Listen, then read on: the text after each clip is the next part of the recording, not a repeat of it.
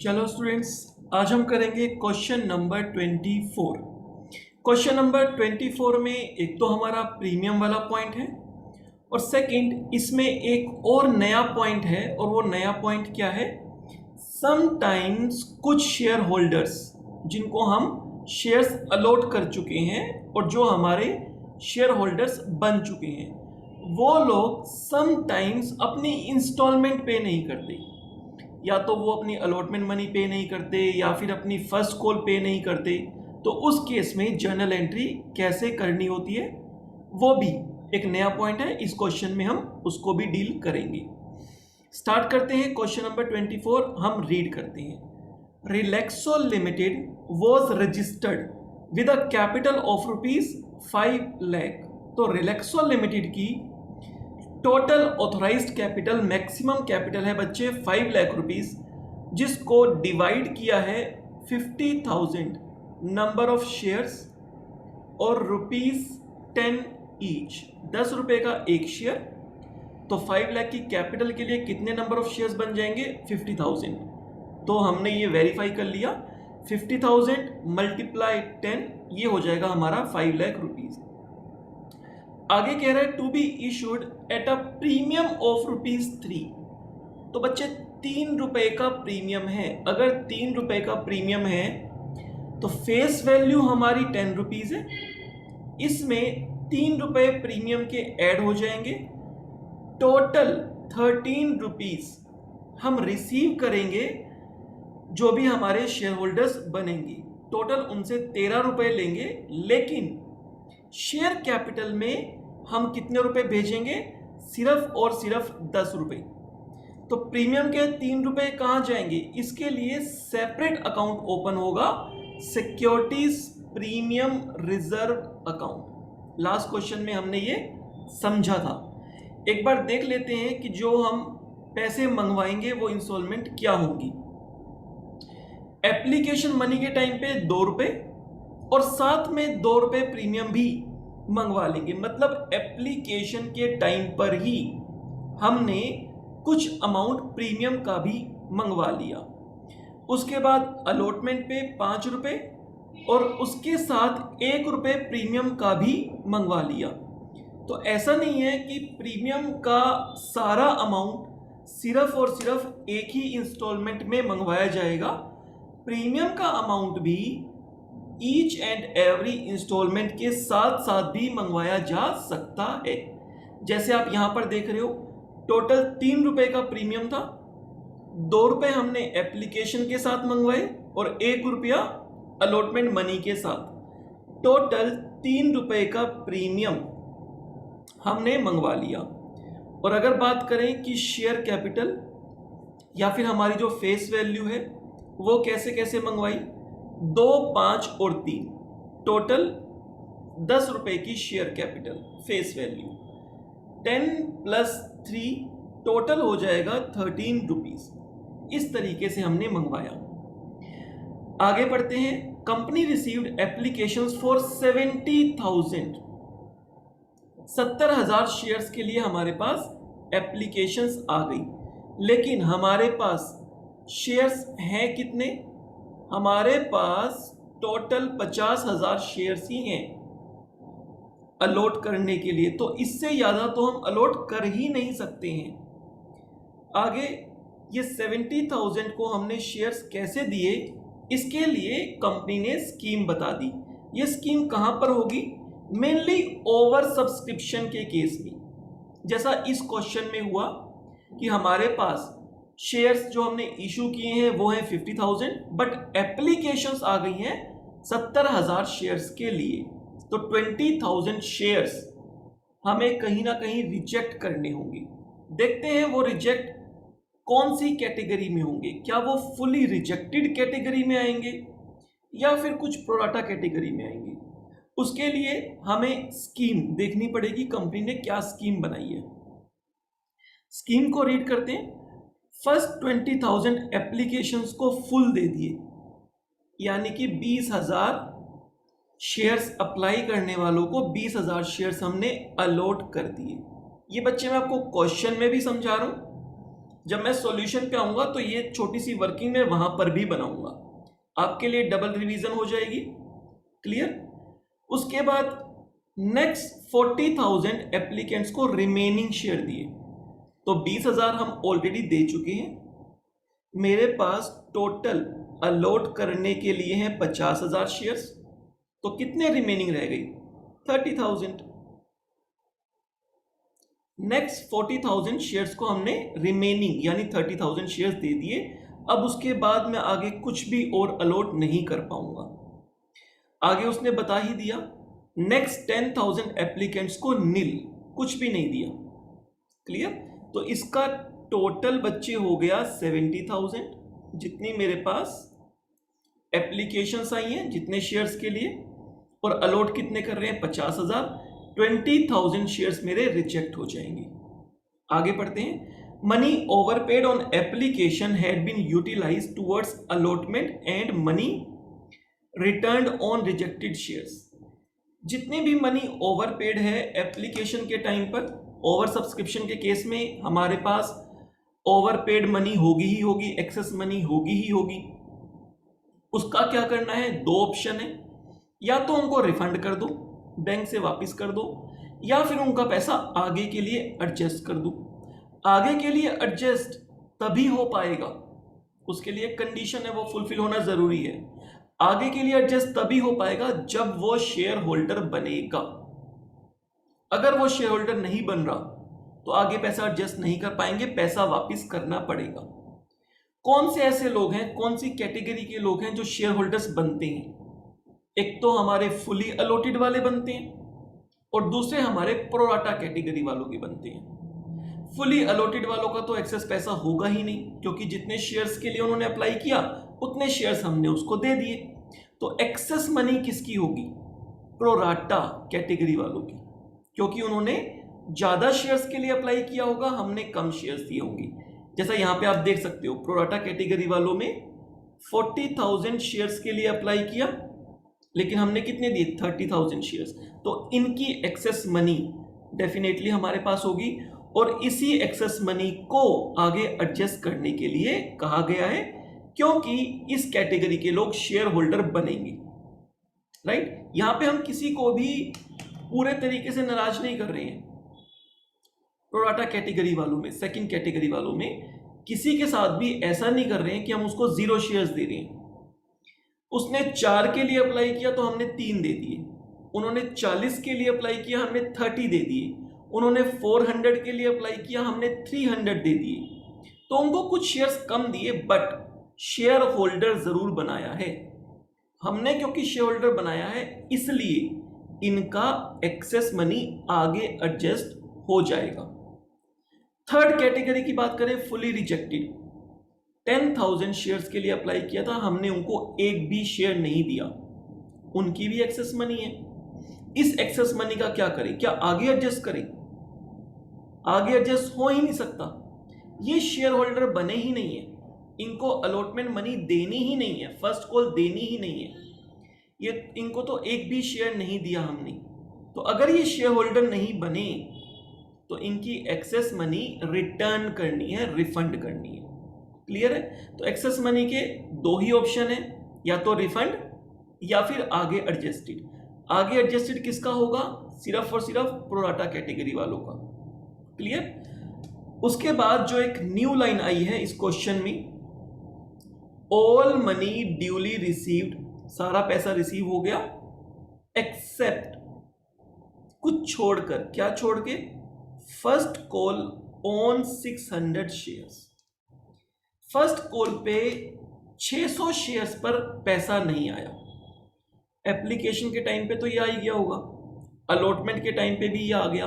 जब first call की बारी आई उस समय कुछ लोगों ने, जिन्होंने 600 शेयर्स होल्ड किए थे, उन्होंने पैसे नहीं दिए, तो वो पैसे नहीं देंगे तो बैंक में रिसीव भी नहीं हो पाएंगे। चलो देखते हैं अब इसका आगे हम क्या करेंगे। जर्नल एंट्रीज हमसे क्वेश्चन में मांगी है। बच्चे सॉल्यूशन का फॉर्मेट मैंने यहां पर बना ही दिया है। Solution number 24, journal entry in the books of Relaxo limited. Format यहां बन गया। मैं छोटी सी वर्किंग अपने पास फिर से बना रहा हूं। कि हमारे पास इशूड करने के लिए कितने शेयर्स थे? 50,000। एप्लीकेशंस कितने के लिए आ गई हैं? एप्लीकेशंस आ गई हैं 70,000 शेयर्स के लिए। तो आप कितने अलॉट कर पाओगे?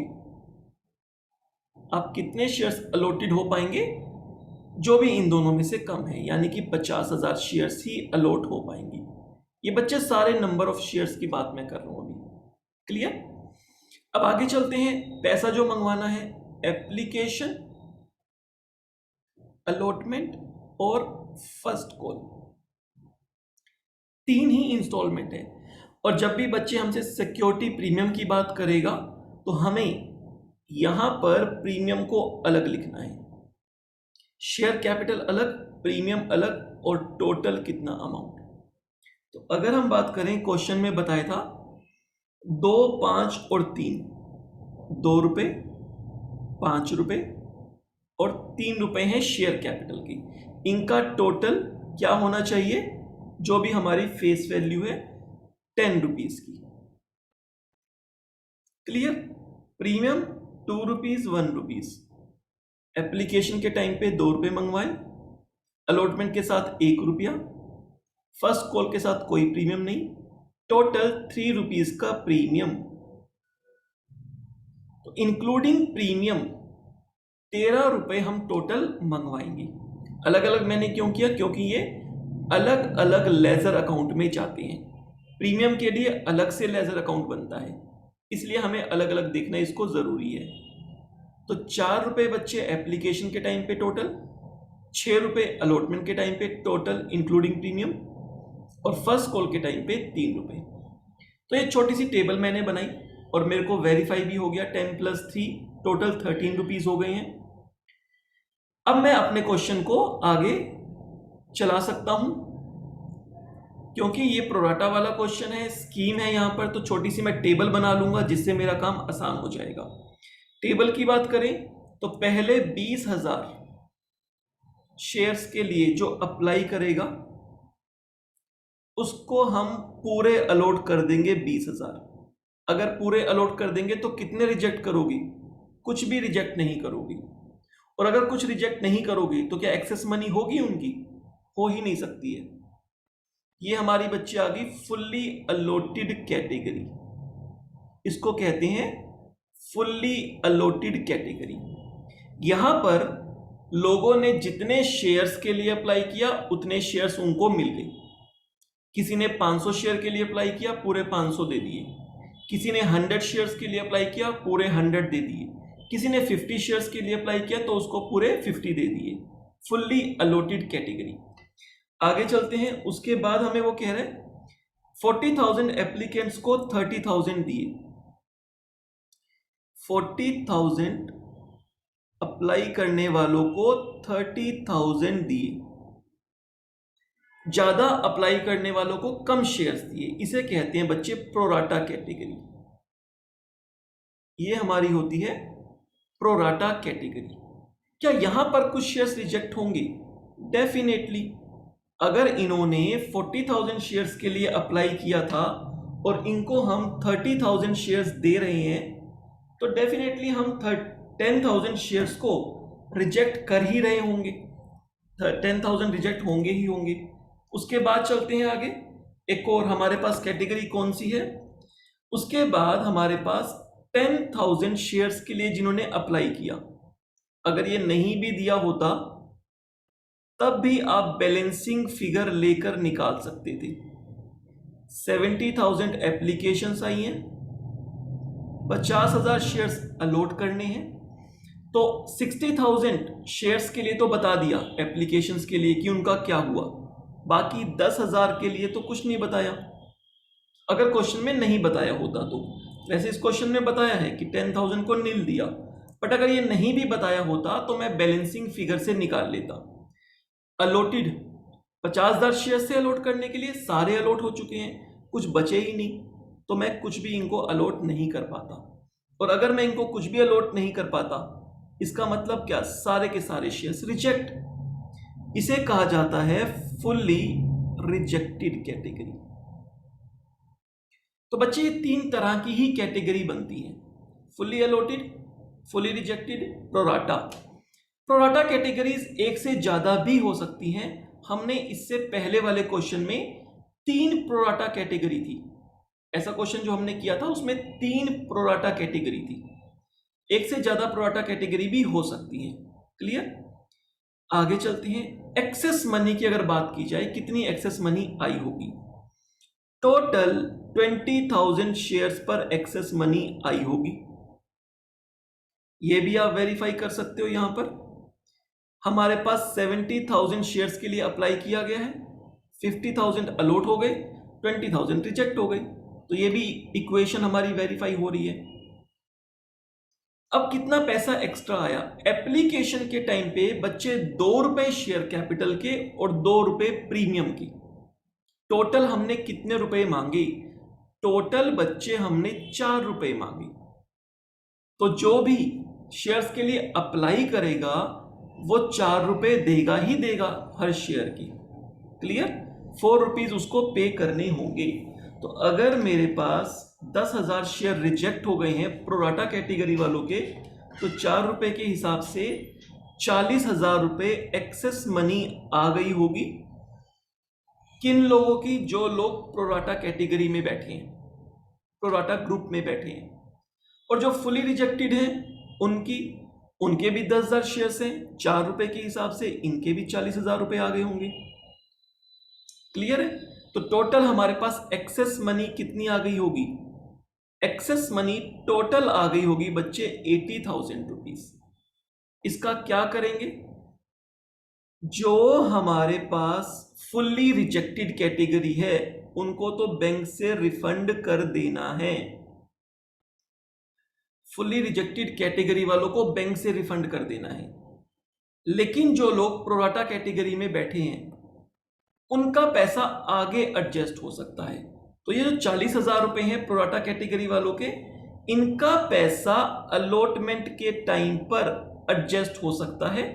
डिपेंड करता है, देखना होगा कि ड्यू अमाउंट कितना है। अगर ड्यू अमाउंट 40,000 से ज्यादा है तो 40,000 पूरा एडजस्ट हो जाएगा, और ड्यू अमाउंट 40,000 से कम है तो जितना अमाउंट ड्यू है उतना ही एडजस्ट होगा, बाकी कैरी फॉरवर्ड होगा। क्लियर? तो पहले मैं एक बार ड्यू अमाउंट चेक कर लेता हूं कितना बनता है। वैसे तो मैं यहां पर क्वेश्चन स्टार्ट कर सकता हूं, लेकिन बेटर है अगर मैं इस टेबल को पहले बना दूंगा, गलती होने के चांसेस बिल्कुल खत्म हो जाएंगे। ठीक है, चलो ड्यू अमाउंट देखते हैं। अगर मैं बात करूं फुल्ली अलॉटेड कैटेगरी वालों की, अगर आप अपनी टेबल को छोटा करना चाहो तो यहां पे अब टेबल को छोटा किया जा सकता है। अब क्या करो, आप आगे की टेबल सिर्फ और सिर्फ जो एक्सेस मनी प्रोराटा वालों की है उन्हीं को बस आगे ले सकते हो, बाकियों को छोड़ सकते हो। आपकी टेबल छोटी हो जाएगी। सिर्फ प्रोराटा कैटेगरी वालों का चेक कर सकते हो। मैं देखो इस केस में ऐसा ही करता हूं, इस वाले क्वेश्चन में थोड़ी टेबल को मैं छोटा कर देता हूं। अब बात आती है अलॉटमेंट के टाइम पर कितने अमाउंट ड्यू थे। सिर्फ और सिर्फ प्रोराटा कैटेगरी वालों का चेक करो, बाकियों का छोड़ दो। फुली रिजेक्टेड वालों को तो पैसा वापस करोगे, आगे उनकी कहानी चलेगी ही नहीं। फुली अलॉटेड वालों का एक्सेस मनी आई ही नहीं है, जितना ड्यू बनेगा पूरा ही उनसे लेना है। एडजस्टमेंट किसकी होनी है? प्रोराटा वालों की। तो उन्हीं की सिर्फ टेबल बना लो। अगर प्रोराटा की बात करें तो हमारे पास इनके 30,000 शेयर्स यहां पर अलॉटेड हैं। प्रोराटा वालों के 30,000 शेयर्स अलॉटेड हैं, तो इनका कितना ड्यू बनेगा अलॉटमेंट के टाइम पर? 30,000 मल्टीप्लाई 6, 1,80,000 रुपए ड्यू बनेगा। 1,80,000 कैसे आया? प्रोराटा कैटेगरी वालों को कितने शेयर्स अलॉट किए? 30,000। आगे का क्वेश्चन सारा अलॉटेड शेयर से चलता है। सिर्फ फर्स्ट एंट्री एप्लीकेशन की, फर्स्ट एंट्री अप्लाइड शेयर से होती है, उसके बाद का सारा क्वेश्चन हमारा अलॉटेड शेयर से चलता है। तो 30,000 अलॉटेड शेयर्स हैं। अलॉटमेंट के टाइम पे कितने पैसे मंगवाने हैं? 5 रुपए शेयर कैपिटल के और 1 रुपए प्रीमियम का, टोटल 6 रुपए मंगवाने हैं। तो 180 कैसे आया हमारा? 30,000 मल्टीप्लाई 6, 180 आ गया। लेकिन हमारे पास इन्हीं कैटेगरी वालों का कुछ पैसा एक्सेस आया हुआ था। कितना एक्सेस आया था? 40,000। क्या 40,000 एडजस्ट हो जाएगा? बिल्कुल हो जाएगा। 1,80,000 तक एडजस्ट हो सकता है। अगर ये एक्सेस मनी 180 तक होती तो एडजस्ट हो सकती है, 180 से ज्यादा होती एक्सेस मनी तो सिर्फ 180 एडजस्ट होती, बाकी का आगे एडजस्ट होता। क्लियर? तो 40,000 एडजस्ट हो गया। तो प्रोराटा वालों से हम रिमेनिंग कितना पैसा और लेंगे? 140 लेंगे प्रोराटा वालों से। फुली अलॉटेड वालों से तो पूरा ही लेंगे। तो यहां पर आपने अपने पास ये कैलकुलेट कर लिया कि अलॉटमेंट पे एडजस्टमेंट कितनी होगी 40,000 की। रिफंड कितना कर दोगे? 40,000 रिफंड कर दोगे। ये अमाउंट आप रिफंड कर दोगे। 40 रिफंड हो गया, 40 अलॉटमेंट पे एडजस्ट हो गया, टोटल 80,000 एक्सेस आया था। क्लियर? तो आपकी टेबल यहां पर बहुत छोटी हो गई है। राइट? अब मैं अपने क्वेश्चन को, अपनी जर्नल एंट्रीज को कर सकता हूं। तो मैं जर्नल एंट्री स्टार्ट कर रहा हूं। सबसे पहले बच्चे एंट्री होगी बैंक में पैसे रिसीव करने की। तो बैंक में हम पैसा रिसीव कर लेते हैं एप्लीकेशन का, एप्लीकेशन मनी। क्या एंट्री हो जाएगी? Bank account debit to share application.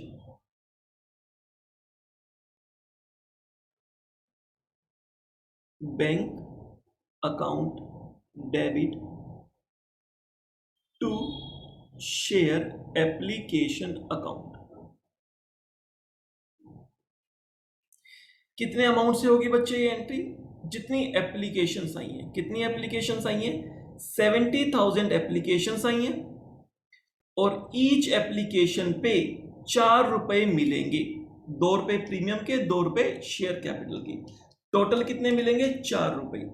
तो 2,80,000 रुपए हमको मिल जाएंगे एप्लीकेशन के टाइम पर।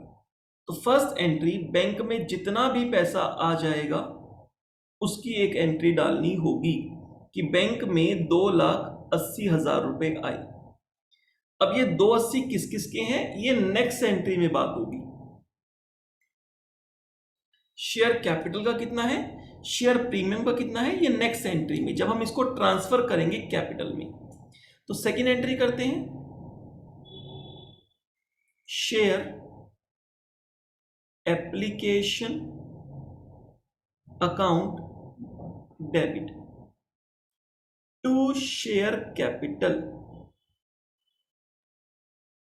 To share capital account. Share application के टाइम पे हमारे पास अगर मैं बात करूं तो टोटल बच्चे 4 रुपए आए हैं, लेकिन इसमें शेयर कैपिटल का कितना है बच्चे? शेयर कैपिटल का है 2 रुपए और 2 रुपए है प्रीमियम का। तो अब आपको जब जर्नल एंट्री करोगे तो प्रीमियम का अमाउंट अलग लेजर में लेके जाना है जिसका नाम है सिक्योरिटी प्रीमियम रिजर्व, और शेयर कैपिटल में सिर्फ और सिर्फ शेयर कैपिटल का यानी कि जो फेस वैल्यू है उसका अमाउंट यहां पर आएगा। 2 रुपए शेयर कैपिटल में और 2 रुपए सिक्योरिटी प्रीमियम रिजर्व। 2 रुपए आ जाएंगे बच्चे सिक्योरिटी प्रीमियम रिजर्व में। सेकेंड एंट्री किससे होगी? जितने शेयर्स अलॉट हुए हैं। कितने शेयर्स अलॉट हुए हैं? 50,000। फर्स्ट एंट्री किससे हुई थी? अप्लाइड शेयर से। अप्लाइड शेयर्स कितने थे? 70,000। क्लियर? तो अमाउंट हो जाएगा यहां पर हमारे पास शेयर एप्लीकेशन में। देखो शेयर एप्लीकेशन के अंदर यहां पर आपको कौन सा अमाउंट लिखना है? यहां पे आपको अमाउंट लिखना है जो आपने ऊपर से लिया है 280, ये वाला अमाउंट। इस अमाउंट की आपको पूरी बाइफर्केशन देनी है। 2,80,000 रुपए की बाइफर्केशन यहां पर आपको देनी है। 280 की बाइफर्केशन जब दोगे शेयर कैपिटल में कितना जाएगा? शेयर कैपिटल में बच्चे जाएगा 1 लाख रुपए। सिक्योरिटी प्रीमियम रिजर्व में कितना जाएगा? 1 लाख रुपए। अभी भी 80,000 का डिफरेंस है। ये 80,000 किस बात का है? ये 80,000 है एक्सेस मनी रिसीव्ड का। ध्यान आ रहा होगा आपको। ये देखो एक्सेस मनी रिसीव्ड कितनी है? 80,000 रुपीज, ये इसी का डिफरेंस है। अब आप इसकी बाइफर्केशन क्या दोगे, इस 80 में से 40,000 आप बैंक से रिफंड कर रहे हो तो टू बैंक आ जाएगा। बच्चे जो फुल्ली रिजेक्टेड कैटेगरी है उनको सारा पैसा वापस करोगे, क्लियर? उनको जब सारा पैसा वापस करोगे तो कितने रुपए आप वापस कर दोगे, आप वापस कर दोगे 40,000 रुपीज। और उसके बाद अगर बात की जाए, बाकी का पैसा क्या होगा, शेयर अलॉटमेंट अकाउंट, ये अलॉटमेंट पे एडजस्ट हो रहे, कितना 40,000। अब आप देखोगे आपका डेबिट और क्रेडिट मैच कर रहे हैं। शेयर एप्लीकेशन में 4 रुपए और शेयर कैपिटल में, शेयर प्रीमियम में 2-2 रुपए, लेकिन यहां पर आपके पास जो शेयर कैपिटल में आता है वो अलॉटेड शेयर से होता है, लेकिन शेयर एप्लीकेशन जब आई थी तब कितनी एप्लीकेशन थी, 70,000 एप्लीकेशन थी, क्लियर? इसलिए 280 का अमाउंट था। बैंक से अगर रिफंड करने के लिए आपको देखना हो कि कितना का रिफंड हुआ, बच्चे यहां पर 4 रुपए लोगों ने दिए थे जिनकी आपने 10,000 एप्लीकेशन रिजेक्ट की थी।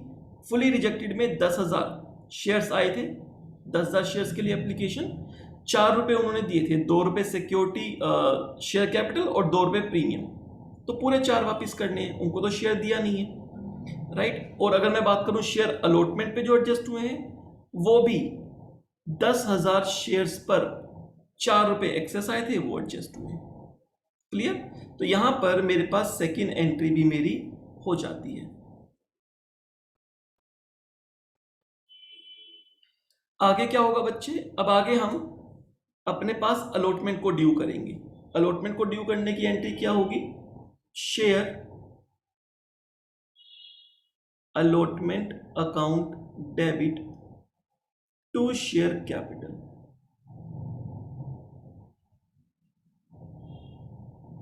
आगे का क्वेश्चन बच्चे अलॉटेड शेयर से ही चलेगा, 50,000 से। यहां पर भी प्रीमियम है, टोटल कितने रुपए हैं, टोटल है 6 रुपीज। इसमें से शेयर कैपिटल का कितना है, 5 रुपीज। 1 रुपीज किसका है, सिक्योरिटी प्रीमियम रिजर्व।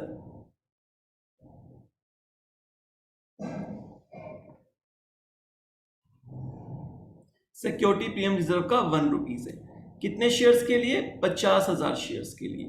तो इनको आप 50,000 से मल्टीप्लाई कर दोगे, ये हमारे पास आ जाएगा 3 लाख रुपीज, ये आ जाएगा 2,50,000 और ये हमारे पास आ जाएगा 50,000 रुपये। तो हमारे पास अलॉटमेंट को ड्यू करने की एंट्री भी हो गई। अब हम पैसा रिसीव कर लेंगे। क्या कुछ ऐसे लोग हैं जिन्होंने अलॉटमेंट पर पैसा ना दिया हो, नहीं, ऐसे कोई लोग नहीं है। हाँ, बट ऐसे जरूर कुछ लोग हैं जिन्होंने फर्स्ट कॉल पर पैसा नहीं दिया। कितने लोग हैं, 600 शेयर्स पर, 600 शेयर्स पर हमारे पास फर्स्ट कॉल नहीं आई है। तो जब मैं फर्स्ट कॉल करूंगा तो ध्यान रखना यहां पर 600 शेयर्स पर पैसा नहीं आया, बाकी पर आ गया, 600 शेयर्स पर नहीं आया। तो वो तो तब की बात है जब हम फर्स्ट कॉल पे आएंगे। अलॉटमेंट पर तो सबसे पैसा आ गया तो पैसे रिसीव कर लेंगे। Bank account debit to share allotment account, bank account debit to share allotment account. कितना अमाउंट आपको रिसीव हो जाएगा बच्चे, 3 लाख रुपीस आने थे, लेकिन कुछ पैसा पहले ही एडवांस आ चुका है। कितने रुपए, 40,000 रुपए।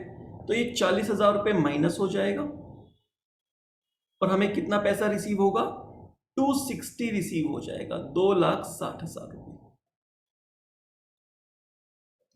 क्लियर है? इसकी एक ऑल्टरनेट एंट्री भी बन सकती है, calls in arrear, calls in arrear का नहीं, हमारे पास यहां पर तो कुछ फर्स्ट कॉल के टाइम पर आएगी वो बात, यहां पर नहीं आएगी। यहां पर हमने अपने पास एंट्री कर ली जो पैसा नहीं आना, क्योंकि अलॉटमेंट तो हम ऑलरेडी ऊपर क्रेडिट कर चुके हैं।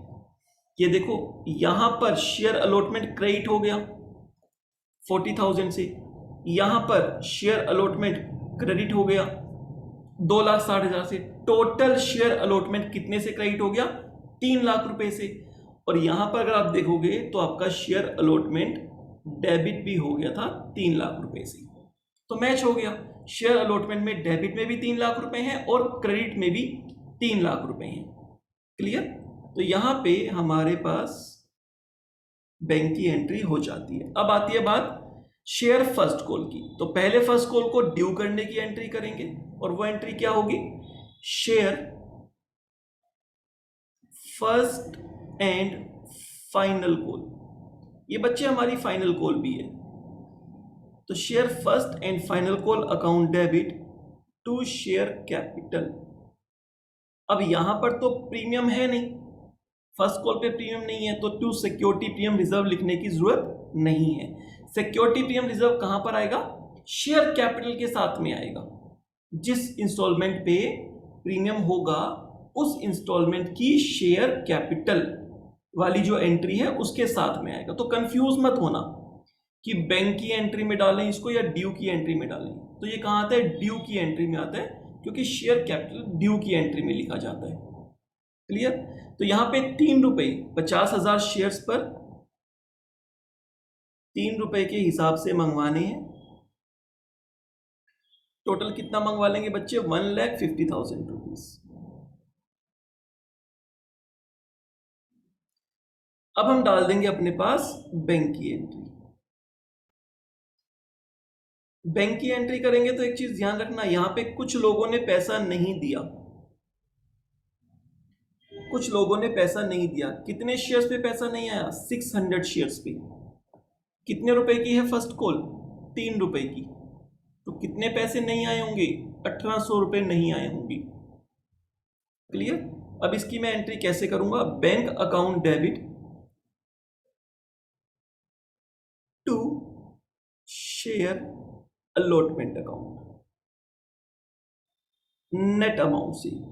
नेट अमाउंट का मतलब 1,50,000 रुपए आने चाहिए थे, 1,800 रुपए नहीं आए हैं, तो कितना आ गया? 1,48,200 148,200 रुपीज रिसीव हो गई। ये हो गया नेट अमाउंट। जो पैसा नहीं आया उसको माइनस करके मैंने एंट्री डाल दी। ये होगी बच्चे एंट्री नेट अमाउंट से। यहां पर एक ऑल्टरनेट एंट्री और डल सकती है। वो एंट्री क्या डल सकती है वो मैं आपको बता रहा हूं। यहां पर दोनों में से मर्जी आपकी, कोई भी एंट्री डाल दो। दूसरी एंट्री डल सकती है बैंक अकाउंट डेबिट। बैंक में तो बच्चे पैसा इतना ही आएगा 148,200। एक्चुअली में पैसा तो इतना ही आया है। अब आप अपने पास क्या कर सकते हो? जो पैसा नहीं आया उसके लिए एक अकाउंट ओपन कर सकते हो, calls in arrear account debit. Calls in arrear account open कर सकते हो टू शेयर अलॉटमेंट अकाउंट। यहां पर शेयर अलॉटमेंट में आपका पूरा 150 आ जाएगा। इसको कह देते हैं ग्रोस अमाउंट से एंट्री होगी है। शेयर अलॉटमेंट में पूरा 150 है, हमने उसकी बाइफर्केशन दी कि बैंक में आ गया 148,200 और 1,800 रुपए जो नहीं आया उसके लिए हमने एक नया लेजर ओपन कर दिया, कॉल्स इन एरियर। तो ये दोनों एंट्रियों में से कोई भी एक एंट्री आप कर सकते हो, आपकी चॉइस है। जो मैंने फर्स्ट एंट्री की है उसको कहा जाता है without opening calls in arrear account, without opening calls in arrear. जो सेकंड एंट्री मैंने की है जहां पे कॉल्स इन एरियर को डेबिट किया उसे कहा जाता है with opening of calls in arrear account, कि कॉल्स इन एरियर अकाउंट भी हमने अपने पास सेपरेटली ओपन कर लिया। तो दोनों में से आपकी चॉइस है, कोई भी आप एक एंट्री इसमें से कर सकते हो। दोनों एंट्री मैंने बता दिया बट आपको एक ही एंट्री करनी है। तो यहां पर हमारा क्वेश्चन नंबर 24 जो है वो कंप्लीट हो जाता है। कंप्लीट जर्नल एंट्रीज हो चुकी हैं क्वेश्चन नंबर 24 की। आपको सारी जर्नल एंट्रीज विजिबल होंगी स्क्रीन पे, साथ में जो हमारे पास इसकी वर्किंग है वो भी विजिबल होगी। टेबल को मैं अभी थोड़ा सा और छोटा करके आपको पूरा दिखा देता हूं। लो, अब मैंने इसको बहुत छोटा कर दिया। अब आपको टेबल भी विजिबल होगी। अब आप बच्चे पूरा क्वेश्चन देख सकते हो विथ टेबल के साथ। तो यहां पर क्वेश्चन नंबर 24 हमारा कंप्लीट हो जाता है। इसमें नया पॉइंट क्या था? एक तो प्रीमियम जो है वो सिर्फ एक इंस्टॉलमेंट पे नहीं, 2 इंस्टॉलमेंट पे था। एप्लीकेशन पर भी था और अलॉटमेंट पर भी था। और एक और नया पॉइंट क्या था इसमें? एक नया पॉइंट ये था कि कुछ शेयर्स पर पैसा नहीं आया था। कुछ शेयर होल्डर्स ने फर्स्ट कॉल पर, कितने शेयर्स पर? 600 शेयर्स पर उन्होंने फर्स्ट कॉल पे नहीं किए। आगे उनका क्या करेंगे, कंपनी क्या डिसीजन लेगी, वो आगे के क्वेश्चंस में आएगा। अभी तक के लिए फर्स्ट कॉल पे 600 शेयर्स पे पैसा नहीं आया। तो जब आप फर्स्ट कॉल की बैंक की एंट्री करोगे तो बैंक में आपको पैसे कम रिसीव होंगे। कितने कम? यही जो 600 शेयर पे पैसा नहीं आया, 1800 रुपए ये रिसीव नहीं होगा। 1800 रुपए माइनस होके 148,200 आपको रिसीव होंगे। और उसको आप दो तरह से एंट्री कर सकते हो, with opening calls and arrear और without opening calls in arrear account. तो क्वेश्चन नंबर 24 हमारा यहाँ पर कंप्लीट हो जाता है।